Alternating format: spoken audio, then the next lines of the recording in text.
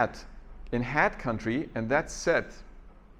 And how much foreigners pay is just price of the hat in hat country minus the nominal exchange rate. Why minus? Well, you do not translate foreign good currency price into the domestic currency, you do it the other way around.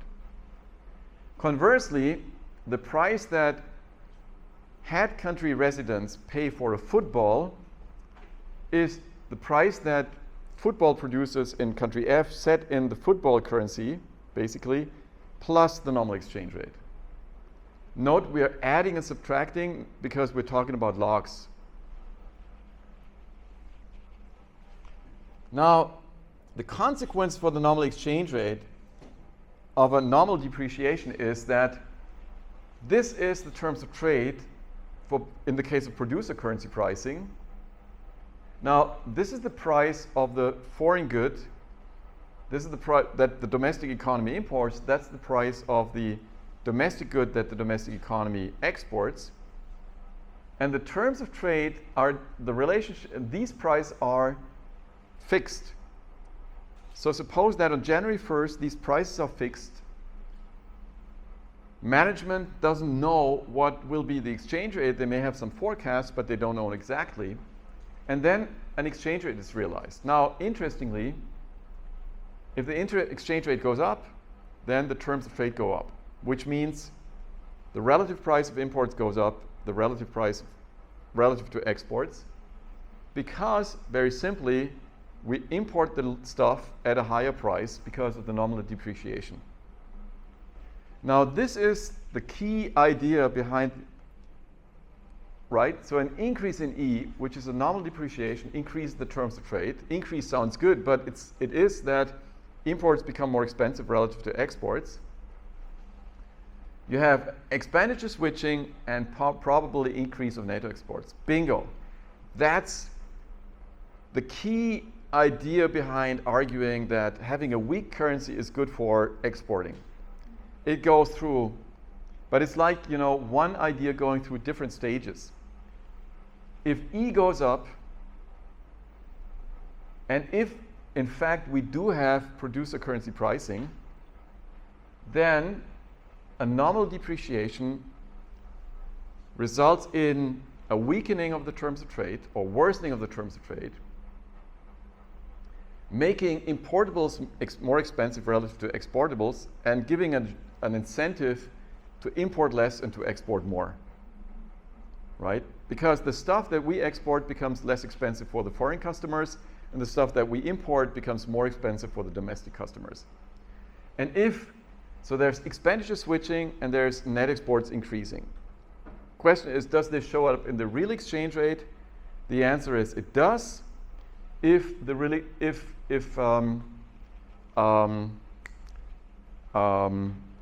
we have a home bias in consumption such that the real exchange rate reflects movements in the terms of trade. Now, with local currency pricing, things look differently.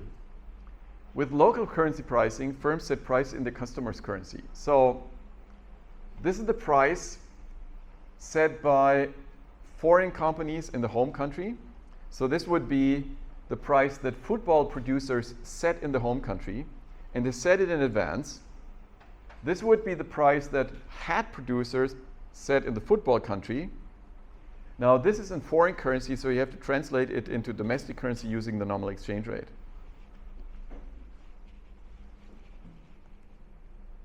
Now, interestingly, if E goes up, so you have a nominal depreciation, the real exchange rate go down, the terms of trade go down. That's kind of weird. However, it doesn't result in expenditure switching because the nominal exchange rate is not relevant for customers' behavior because the relative price has been set at ex ante. The only part of the economy where the movement of the nominal exchange rate can be felt is exporters' profits. Because if you set a price in the foreign currency and your domestic currency depreciates, you get more domestic currency for what you sell, and that's good for your balance sheet. But there's no expenditure switching. wrapping up, and I think that's the next slide, under plausible assumptions, home buys and consumption, a real depreciation reflects increasing terms of trade, which is the price of domestic imports relative to domestic exports. And a real appreciation reflects declining terms of trade. So a real depreciation is associated with an evolution where imports become more expensive relative to exports.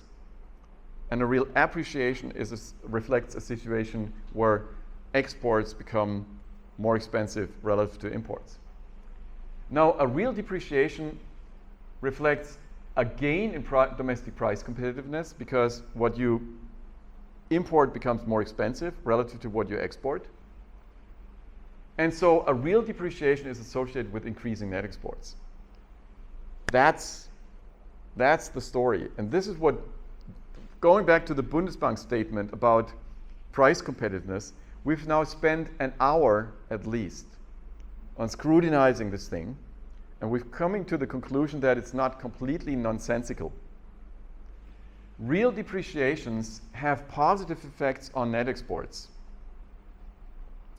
We should expect that because real depreciations reflect fluctuations in the terms of trade, and the terms of trade in turn have an impact on expenditure behavior. The terms of trade go up, imports becoming more expensive, people import less and export more. And if the terms of trade go down, reflected by a real appreciation, imports go up and imports go up and net exports go down. But it's not a straightforward relationship. Now, what's the role of the nominal exchange rate with sticky price and producer currency pricing? So producers setting price in their own currency, and nominal depreciation results in a real depreciation. Now, given the huge correlation between nominal and real exchange rates, many people believe that this is a signal for producer currency pricing prevailing.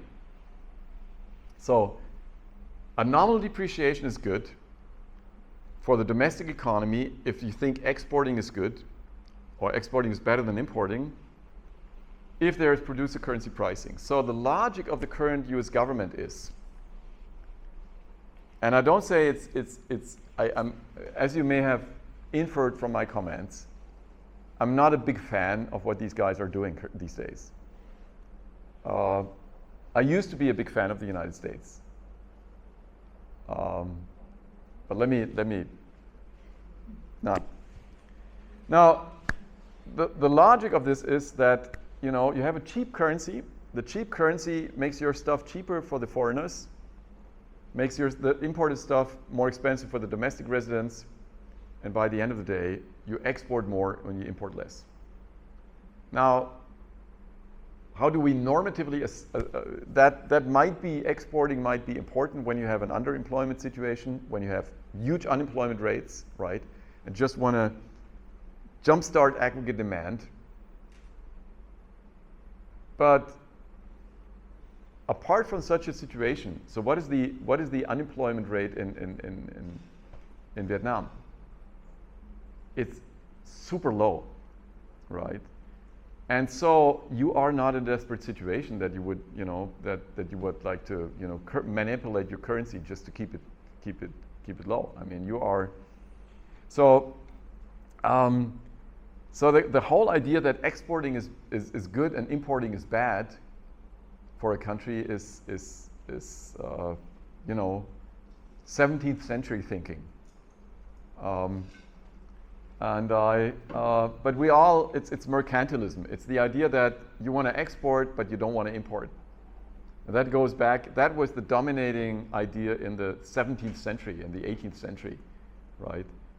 And then people like David Ricardo came up and said, look, folks, this is nonsense. Importing is as important as exporting. It's not that, we want to export at all costs. So if you want, it's like the current American president kind of moving himself closer to Louis XIV, the French king of the 17th century. Well, so be it. Some remarks. So the gain in price competitiveness resulting from nominal depreciation is likely to disappear once firms adjust their prices. Now, what did I see? I mean, if the nominal exchange rate goes up and prices are sticky, then firms are kind of caught wrong-footed. And after a while, they can, of course, I mean, someone will step on that ladder at Frankfurt Airport and stick on new prices, right? So that gain in price competitiveness that you generate by depreciating your currency or seeing your currency depreciate, this is something that goes away over time, right? It's not something that's permanent. Secondly, recall that real appreciations do not always reflect losses in price competitiveness. Think about the Balazs-Samuelson model. Variations in the terms of trade are not always reflected by variations in the real exchange rate, that if there's no home buys and consumption. And finally, variations in the real exchange rate may be driven by forces that have nothing to do with nominal exchange rate. Right? That's something that is a hard sell among central bankers, because central bankers think that everything's driven by monetary policy. It's not, right? Real exchange rates are also driven by, real things. Good. Now, finally, this stuff was deep, right? I really recommend that you go over your notes when I'm already gone and slowly follow my arguments.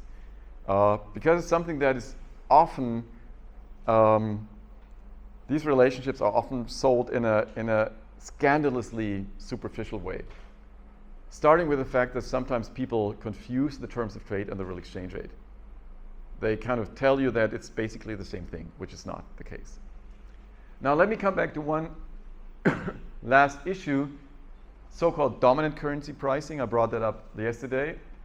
Now instead of choosing between producer currency pricing, local currency pricing, firms often select a third so-called vehicle currency currency to price their goods. Okay, so Thailand's exports to Indonesia are priced in US dollars. They're not priced in Thai baht, and they're not priced in Indonesian rupees. Or rupiahs. I keep forgetting. You told me, but rupiah. Since the US dollar has become the dominant vehicle currency in recent years, some researchers use the term dominant currency pricing. So the important implication is, by the end of the day, it's not, in that case, it wouldn't be the Thai baht, Indonesian rupiah relative price that matters, or the exchange rate, but always the dollar exchange rate. So some people say, just look at the dollar exchange rate, because that's the one that matters. And when you look at the data, and there is data on pricing strategies, it's actually for Latin America, kind of 90% of exports and imports are invoiced in dollars. So Colombia exports to Mexico, it's invoiced in dollars. It's an interesting phenomenon. It is something that highlights the importance of the dollar as an international medium of exchange. Something that the United States have been benefiting from massively in the past decades. Let's see how things will proceed now that the United States government is trying its best to, squander that privilege. Good. Now, okay, let's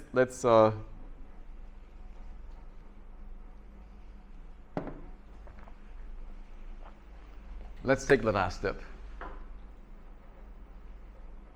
The real exchange rate and general equilibrium. And the good news is this will be very intuitive and very non-formal. Now recall that under plausible assumptions, a real depreciation reflects an increase of the terms of trade, and a real depreciation is associated with an increase in net exports.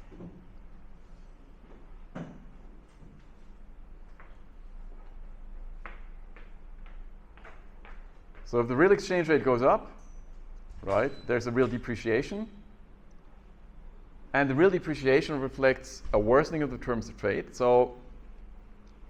And the worsening of terms of trade results in expenditure switching, and you export more and you import less. So real exchange rate going up, net exports going up. That's, in a nutshell, what I've been telling you in the past 45 minutes. Now, if that's the case, then you can draw this picture, right? So you have net exports on the horizontal axis, and you have the real exchange rate on the vertical axis, and you have a positive relationship, because if Q goes up, real depreciation, net exports go up. So far, so good. So net exports are a function of the real exchange rate and of other factors. Now, remember, and I hope that doesn't completely surprise you, the balance of payments, the balance on the current account is net exports, depending on the real exchange rate, plus primary income plus secondary income. And we're making the assumption that primary income and secondary income, B stands for balance, do not depend on the real exchange rate. You could argue that this is a strict assumption, but just let's keep things simple. As a consequence, you have, if primary income and secondary income are positive as a sum, you just get the current account as a function of the real exchange rate, because of the net exports real exchange rate relationship. So the current account is a function of Q and of other determinants, which we assume to be constant, and here we assume that the balance of primary income and the balance of secondary income is positive. Good. Now, didn't we talk about the current account? Quite a bit, in fact. So what are the two sides of the current account? Well, perspective one is the current account is net exports, primary income, and secondary income, and net exports depend on the real exchange rate. The second perspective is the current account is savings minus investment, and savings investment minus investment depends on the interest rate and a lot of other stuff. Now, why not combine these two things? Determine what is called the real exchange rate in general equilibrium. And now, if you expected something super fancy in terms of a dynamic stochastic general equilibrium model, I have to disappoint you. This is what it boils down to. Of course, to motivate S and I, you have to invoke a dynamic model, as we did in the first week. But the interesting thing is, once you have S minus I and you have that relationship, you can pin down Q star. So the equilibrium real exchange rate is the exchange rate that is compatible with savings and investment decisions, right? And the picture is, so what is the adjustment? Here's a little bit about the adjustment. Suppose this is not the case. Suppose you have a current account balance that's greater than savings minus investment. Then there's foreign demand for domestic currency to purchase domestic goods, which is greater than domestic demand for foreign currency. And then you have an appreciation of the domestic currency. So Q is decreasing until equilibrium level of Q star is attained. So by the end of the day, this is just about, the adjustment mechanisms. But we can just argue that, this has to hold. And graphically, this is it. You have the current account as savings minus investment. You have current account increasing in Q.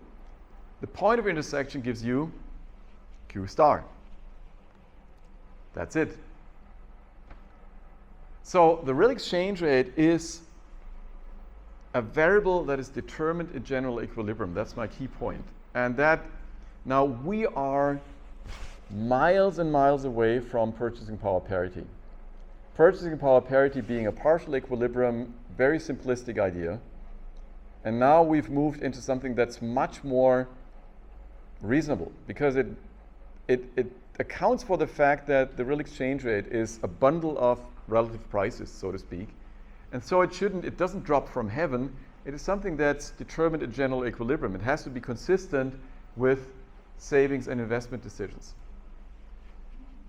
So suppose that this is the old real exchange rate, right? And these two things don't coincide, then conjecture is that the economy will move to that to that equilibrium level. To anyone who's, doesn't take this S minus I relationship seriously, this is surprising, but we do have to take this seriously. I mean, this was what the first days of this course were all about. Good. Now let me just give you an example. Suppose that you increase a country's secondary income. Suppose you want to do a country good and you give it a lot of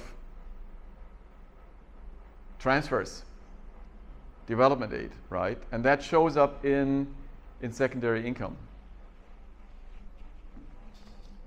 You're shifting it to the right. You're shifting the current account to the right. And what is the new the real exchange rate? This one. Now you see that as a consequence of that additional of these gifts, the exchange rate has appreciated.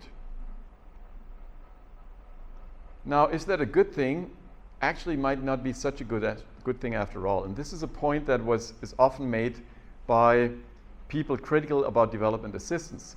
They say, actually, what you do by pouring development aid into countries, you're generating something like a Dutch disease. You're resulting in a real appreciation, and you make it harder for exporters in the receiving countries to enter world markets. So development aid might actually be a double-edged sword, not being so positive after all.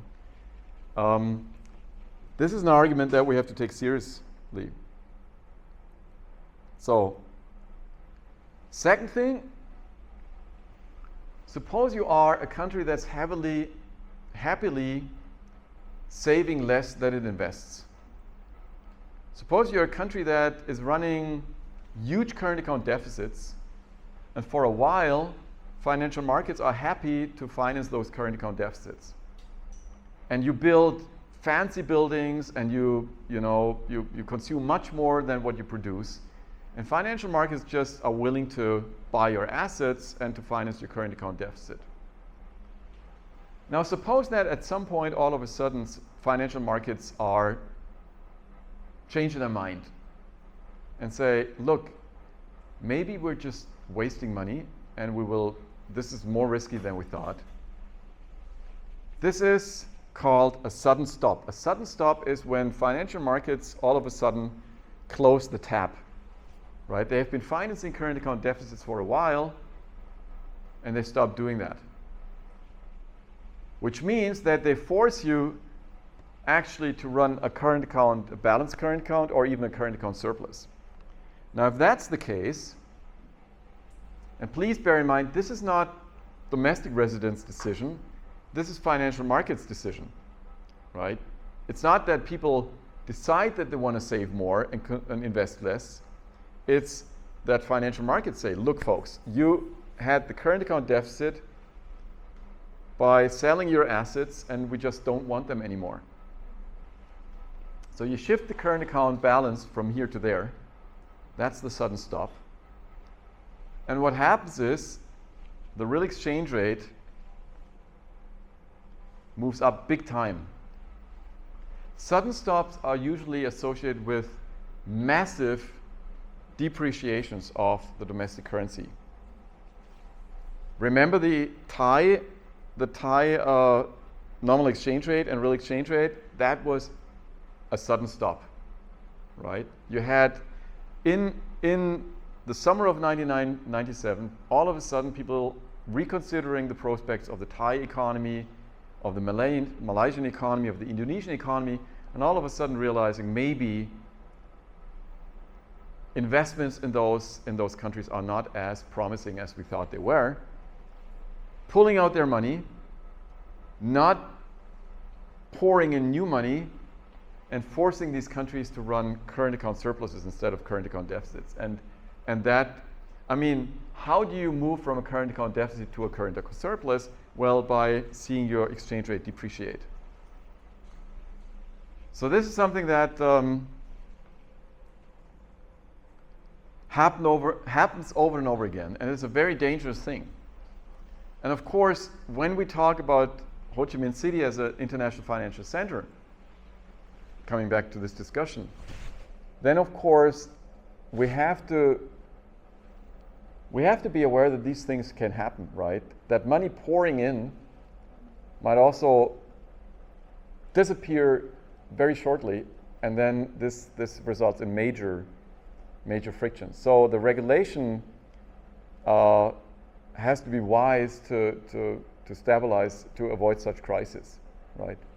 Because I think the Thai mistake and the Indonesian mistake in the early 90s was to unconditionally kind of liberalize international capital flows. And of course, people were not aware about the kind of vulnerability of these economies. And you see that in case of a sudden stop, you need an adjustment of the real exchange rate. And this takes place through an adjustment of the nominal exchange rate, right? Yesterday we saw that the nominal exchange rate jumped up. And the nominal exchange rate adjustment generated the real exchange rate adjustment.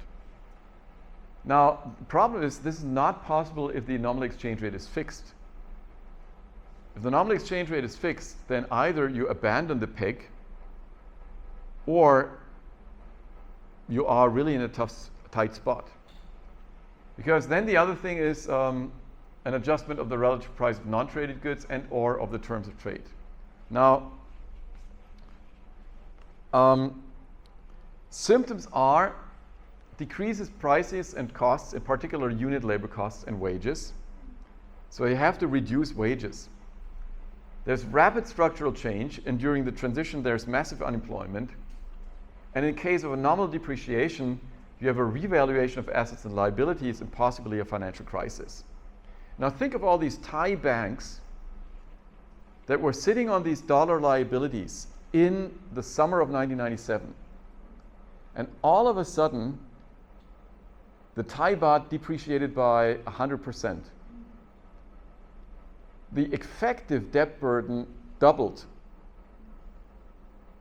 right? And that, of course, generated a second wave of crisis where Thai banks just said, look, folks, we have your income in Thai baht, we have our liabilities in dollars, the thing doesn't match, we're essentially bankrupt.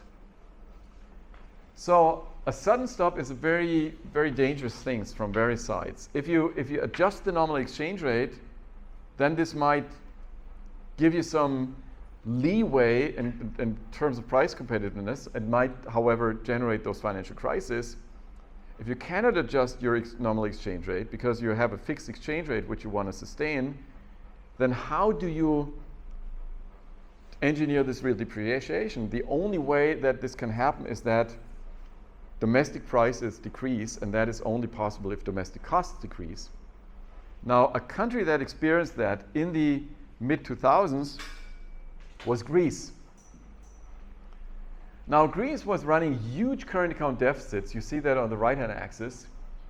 Huge current account deficits until 2007-8. Right? A current account deficit of 15% of GDP. That's not bad, right? Now, Greece had entered the European Monetary Union in the early 2000s. People were quite optimistic about the prospects of the Greek economy, so they have been happily financing those current account deficits. And the Greek people said, oh, if it's so easy to get this foreign money, so let's get a lot of it. And you see, right, kind of Greek current account deficit getting bigger and bigger. And now what happened? Well, first of all, the global financial crisis, banks becoming more skeptical about putting their money elsewhere. And then the death blow was the European debt crisis, which was triggered by Greece. And I told the story yesterday. Actually, I may have told it a couple of days. I mean, Greece is far away from Vietnam, I know. But that was something that almost blew up the European Monetary Union. There was a new Greek government, and it went over the books, and it said, look, folks, we have some secrets to tell you. Our government debt is by orders of magnitude